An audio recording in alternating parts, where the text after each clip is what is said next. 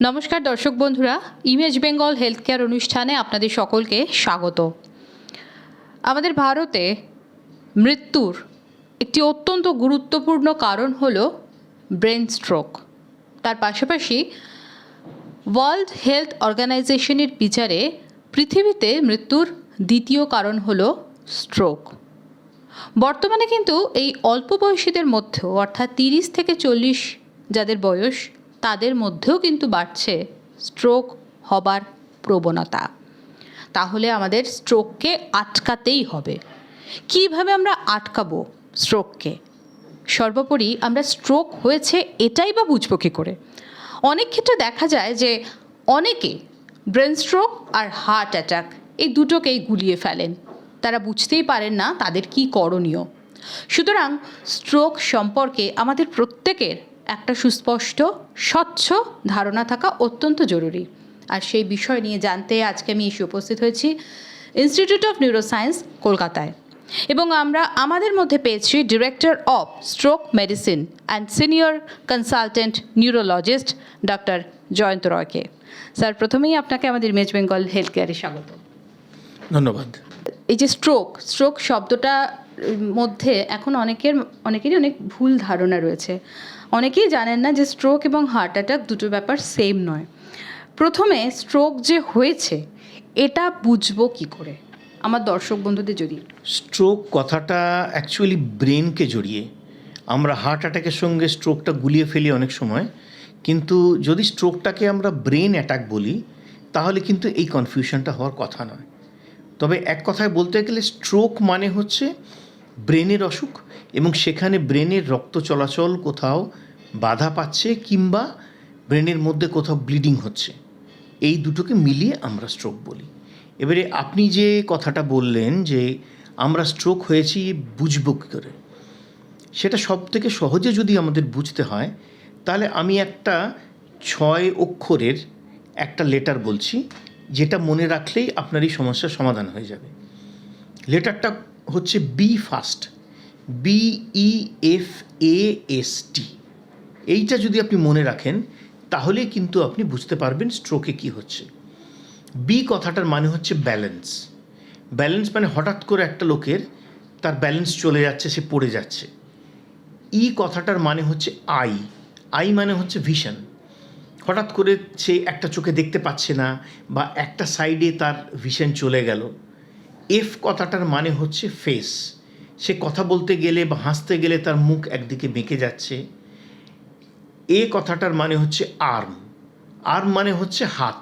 তাকে যদি বলা হয় যে তুমি দুটো হাত তোলো, দেখা যাচ্ছে তার একটা হাত আস্তে আস্তে পড়ে যাচ্ছে, হাতের জোর কমে গিয়ে। এস কথাটার মানে হচ্ছে স্পিচ, তার কথা জড়িয়ে যাচ্ছে বা তার কথা বেরোচ্ছে না। আর টি কথাটার মানে হচ্ছে টাইম মানে এটা হচ্ছে টাইম ডিপেন্ডেন্ট ট্রিটমেন্ট। আমরা দেখেছি যে যদি একটা বড় স্ট্রোক হয় এবং ব্রেনের কোথাও রক্ত চলাচল হঠাৎ করে আটকে যায়, তাহলে প্রতি সেকেন্ডে 32,000 ব্রেন সেল নষ্ট হয়ে যায়।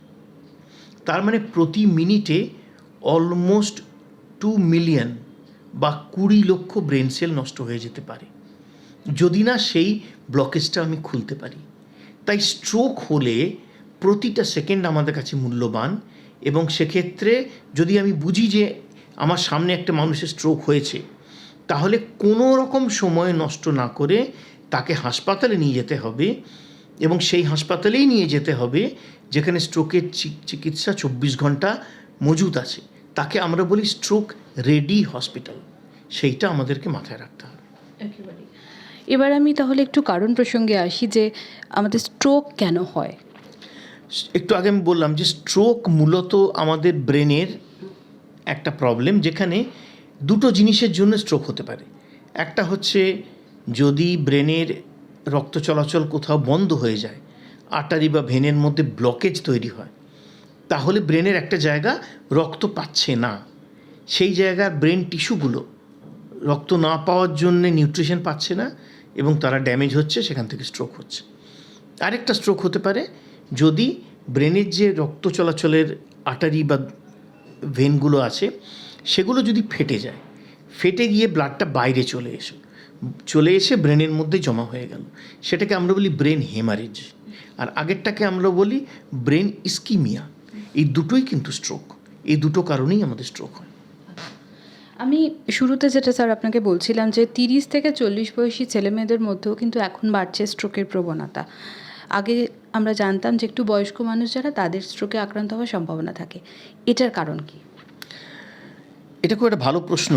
এটা আপনি যদি WHO বা ওয়ার্ল্ড স্ট্রোক অর্গানাইজেশনের ক্যাম্পেইন দেখেন, সেখানে তারা বলছেন যে 1 in 4, মানে এই পৃথিবীতে যত অ্যাডাল্ট মানুষ আছেন তাদের প্রতি 4 জনের মধ্যে একজনের কিন্তু স্ট্রোক হতে পারে।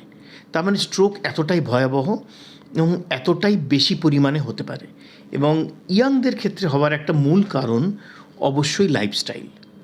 সেখানে তাদের অনিয়ন্ত্রিত জীবনযাত্রা, অল্প বয়সে blood pressure, blood sugar, smoking, বেশি alcohol intake, obesity, lack of exercise, এই সমস্ত কারণগুলোই আমাদের লাইফস্টাইলই আমাদের বিপদ ডেকে আনছে।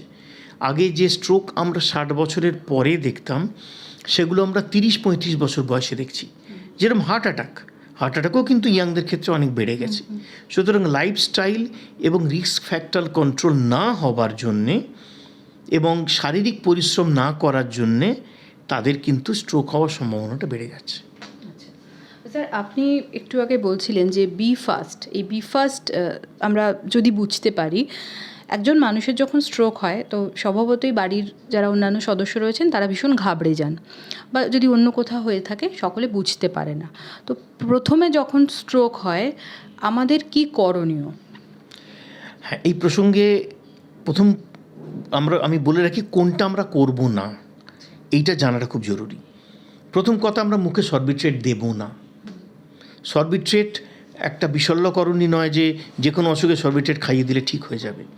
হার্ট অ্যাটাকে সরবিট্রেট কখনো কখনো দেওয়া হয় ঠিকই, কিন্তু এক্ষেত্রে সরবিট্রেট দিলে কিন্তু ক্ষতি হতে পারে। বিশেষত স্ট্রোক পেশেন্টদের আমি যদি সরবিট্রেট দিই, তাহলে তাদের হঠাৎ করে ব্লাড প্রেশার কমে যেতে পারে, সেটা কিন্তু তাদের পক্ষে মারাত্মক হতে পারে। ব্লাড প্রেশার কমানোটা আমার বাঞ্ছনীয় নয়।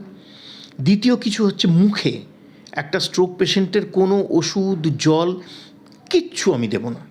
কারণ স্ট্রোক পেশেন্টদের অনেকেরই গিলতে অসুবিধা হয়। সেই সময় আমি মুখের মধ্যে যদি ওষুধ ঢুকিয়ে দিই, জল ঢুকিয়ে দিই, চিনি ঢুকিয়ে দিই, গ্লুকোজ ঢুকিয়ে দিই, তাহলে তাদের সেটা গলার মধ্যে দিয়ে গিয়ে শ্বাসনালীতে চলে যেতে পারে এবং তাতে তাদের বিপদ হতে পারে। কোনো কিছু মুখে খেতে দেব না।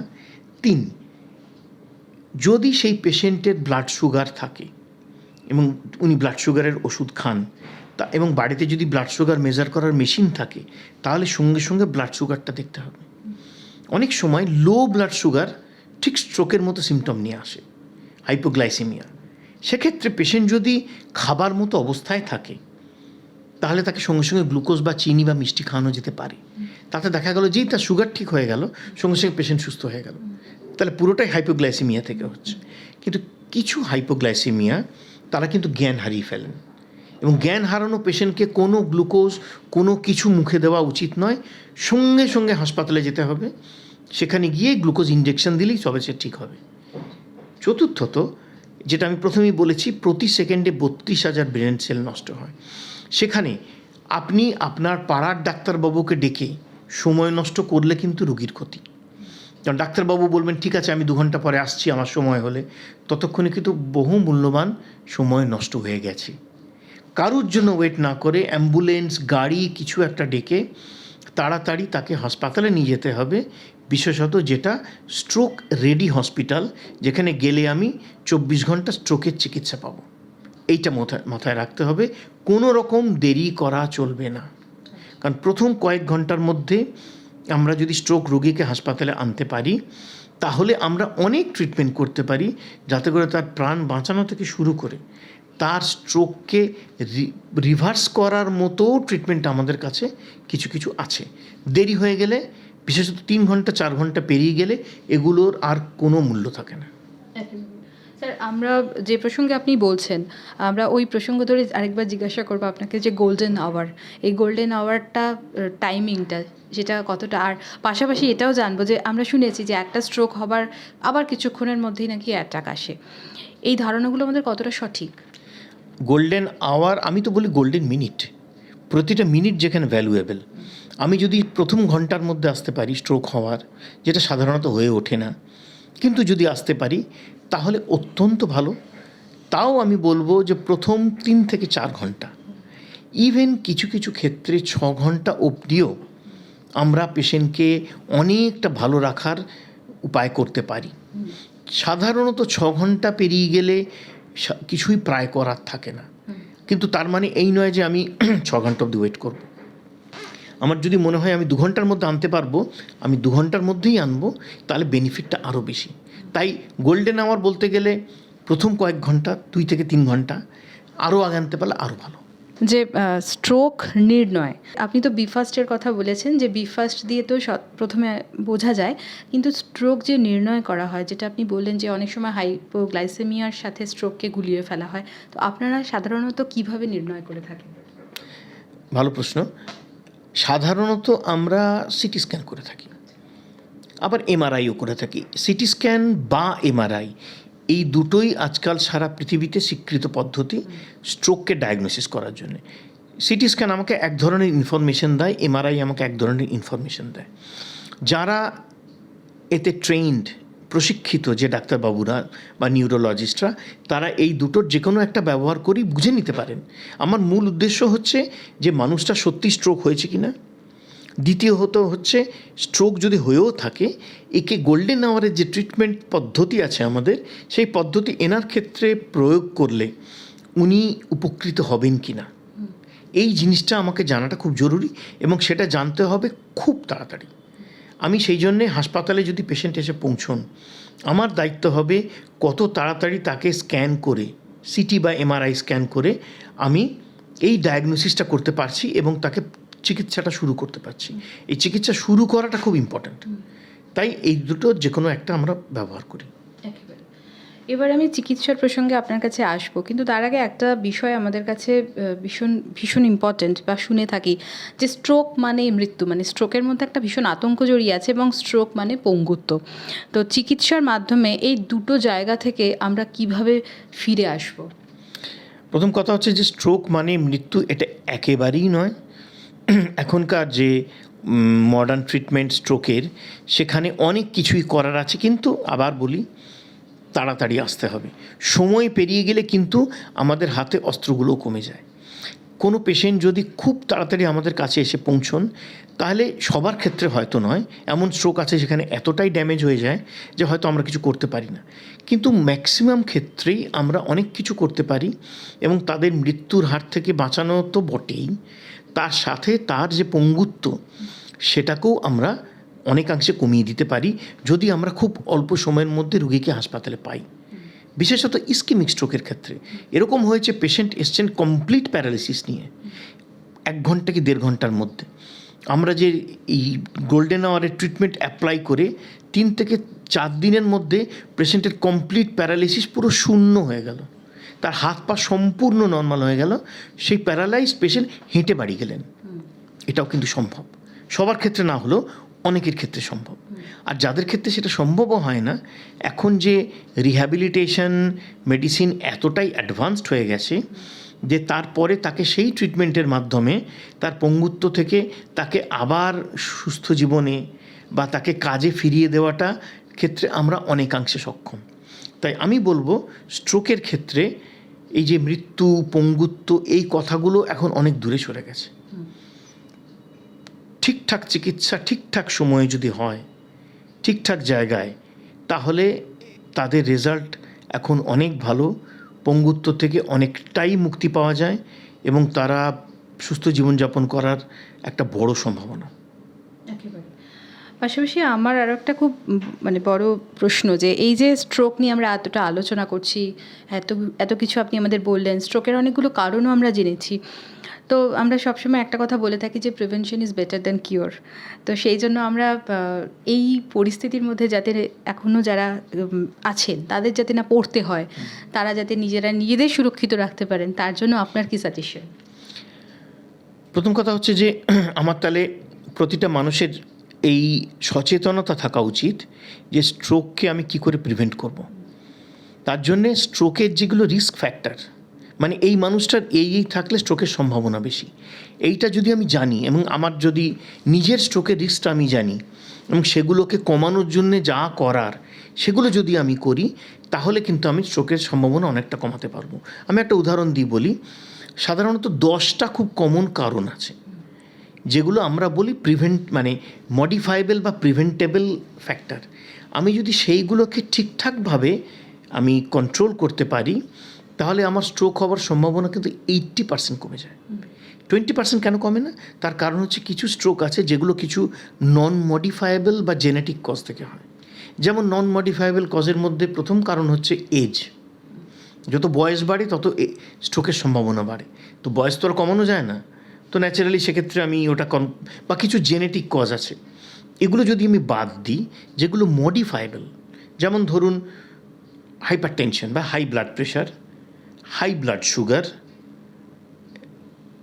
হাই কোলেস্টেরল এবং স্মোকিং, এর সঙ্গে অত্যধিক মদ্যপান করা, ওবেসিটি বা স্থূলতা, ফিজিক্যাল এক্সারসাইজ করা হচ্ছে না, বা ঘুম খুব কম হচ্ছে, এবং ইদানিংকালে নাক ডাকা, যেটাকে আমরা অবস্ট্রাকটিভ স্লিপ অ্যাপনিয়া বলি, যারা প্রচণ্ড নাক ডাকে, সেটাও কিন্তু একটা স্ট্রোকের রিস্ক ফ্যাক্টর হিসেবে দেখা দিচ্ছে। তো এগুলোকে আমি বলি মডিফাইবল রিস্ক ফ্যাক্টর। এদের মধ্যে 3টে রিস্ক ফ্যাক্টরের কথা আমি আপনার মাধ্যমে সবাইকে বলতে চাই। একটা হচ্ছে স্মোকিং, একটা হচ্ছে ডায়াবেটিস, আর একটা হচ্ছে হাইপার টেনশন। আমি এই 3টেকে আমি বলি ত্রিবেণী সঙ্গম। এই 3টে যাদের আছে তাদের হার্ট অ্যাটাক এবং স্ট্রোক হওয়ার সম্ভাবনা ভীষণ বেশি। এবং এদের মধ্যে স্মোকিং এমন একটা রিস্ক ফ্যাক্টর যেটা 100% modifiable, you can stop it, আপনি বন্ধ করে দিলেই বন্ধ হয়ে গেল।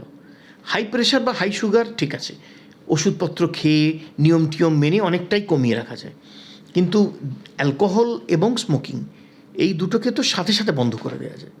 এবং তার সাথে ফিজিক্যাল অ্যাক্টিভিটি, হাঁটাচলা করা, কিছু ব্যায়াম করা, এবং যেগুলো আমি বললাম যে অনিয়ন্ত্রিত জীবনযাপন করার ব্যাপারগুলো, সেগুলো যদি সবটাই আমরা মানে প্রিভেন্ট করতে পারি, তাহলে কিন্তু প্রায় 80% সম্ভাবনা কমিয়ে দেওয়া যাবে। স্যার, আপনি ওবেসিটির কথাও বলেছেন। এখন তো এই ওবেসিটিটাও একটা ভীষণ বড় সমস্যা হয়ে দেখা দিচ্ছে। তো অনেকে যারা ওবিস রয়েছেন তারা চেষ্টা করেও তাদের ওজন হয়তো কমাতে পারছেন, কেউ পারছেন না। তো এটার জন্য আপনি কি বলবেন? চেষ্টা করছেন পারছেন না, এটা বোধহয় ঠিক নয়। তার মানে চেষ্টাটা সঠিক হচ্ছে না। চেষ্টা যদি থাকে তাহলে তার রেজাল্ট কিছুটা দেবে, অল্প বিস্তর হলেও। এবং আমি মনে করি ওবেসিটি কমাতে গেলে খাবারের নিয়ন্ত্রণের সাথে সাথে এক্সারসাইজ, এই দুটো জিনিস যারা করবে তাদের ওজন যদি কিছু কমলো তো ভালো, ওজন যদি নাও কমে তারা আরও 5টা বেনিফিট পাবেন। তাদের এক্সারসাইজ হলো, এক্সারসাইজ হওয়ার সাথে সাথে তাদের সুগার থাকলে সেটাও কমে যাবে, তাদের ব্লাড প্রেশার থাকলে সেটাও কমে যাবে, কোলেস্ট্রল থাকলে সেটাও কমে যাবে। তো আপনি একটা কাজ করলেন, আপনি 4টে বেনিফিট পেলেন। সুতরাং এক্সারসাইজের অনেকগুলো বেনিফিট আপনি একসঙ্গে পেয়ে যাচ্ছেন। তো ওবেসিটির জন্যে এটা করলেই আপনি অনেকটাই ভালো জায়গায় চলে গেলেন। সুতরাং এক্সারসাইজ করা এবং ডায়েট কন্ট্রোল করা যদি সঠিকভাবে, সঠিক পরামর্শ নিয়ে, সঠিক পদ্ধতিতে করা যায়, রেজাল্ট আসতে বাধ্য, আসতেই হবে। যাদের স্ট্রোক হয়ে যায় তারপরে তারা নিজেদের কিভাবে সুরক্ষিত করবেন? প্রথমত, স্ট্রোক হলে স্ট্রোকের কারণ খুঁজে বের করে স্ট্রোকের যাতে দ্বিতীয় স্ট্রোক না হয় সেটাকে আটকাতে হয়। এটাকে আমরা বলি সেকেন্ডারি প্রিভেনশন। এবং সেকেন্ডারি প্রিভেনশনের স্ট্র্যাটেজিটা কী হবে সেটা কিন্তু একজন নিউরোলজিস্ট বা স্ট্রোক বিশেষজ্ঞই সঠিকভাবে বলতে পারবেন, যে আপনার স্ট্রোক হয়েছে এবং এই কারণে স্ট্রোক হয়েছে, এবং এই জিনিসটা করলে আপনি ভবিষ্যতে স্ট্রোক থেকে বাঁচতে পারবেন, সেটা করতে হবে। এবং তার সাথে এই যে প্রিভেনশনের কথা আমি বলছিলাম, সেইগুলো তাদেরকেও মেনে চলতে হবে। এবং এক্ষেত্রে একটা খুব সুন্দর অ্যাপ আছে, আজকাল তো সবই আমরা অ্যাপে দেখি। তো ওয়ার্ল্ড স্ট্রোক অর্গানাইজেশন স্ট্রোক রিস্কোমিটার বলে একটা অফিসিয়াল অ্যাপ বার করেছেন, যেটা ফ্রিলি পাওয়া যায়। যে কেউ সেই অ্যাপটা ডাউনলোড করে তার পয়েন্টসগুলো দিয়ে, ডেটাগুলো দিয়ে, তার এজ, তার জেন্ডার, তার ওজন, তার হাইট, তার প্রেশার সবগুলো দিলেই তারা খুব সুন্দরভাবে ক্যালকুলেট করে আপনার 5 বছরের স্ট্রোক রিস্ক এবং 10 বছরের স্ট্রোক রিস্ক বলে দেবে হিসেব করে। সেখান থেকে আপনি বুঝে যাবেন যে আপনি হাই রিস্ক জোনে না লো রিস্ক জোনে, সেরকমভাবে আপনি চলুন, হয়ে গেল। অনেক ধন্যবাদ স্যার, এত সুন্দর করে আপনি আমার দর্শক বন্ধুদের বোঝালেন এবং তার সাথে সাথে আমি অনেক কিছু জানতে পারলাম। আপনার এই গুরুত্বপূর্ণ পরামর্শ, মতামত এবং আলোচনা আমাদের অত্যন্ত সমৃদ্ধ করবে এবং আমরা একটাই চাই আমাদের এই অনুষ্ঠানের মাধ্যমে মানুষকে সুস্থ রাখতে, ভালো রাখতে এবং প্রত্যেকের মধ্যে একটা প্রিভেনশন সচেতনতা গড়ে তুলতে। আপনাকে অনেক ধন্যবাদ আমাদের সঙ্গে সময় দেওয়ার জন্য। সকলে সুস্থ থাকুন এবং ভালো থাকুন, নিজের যত্ন নিন। নমস্কার।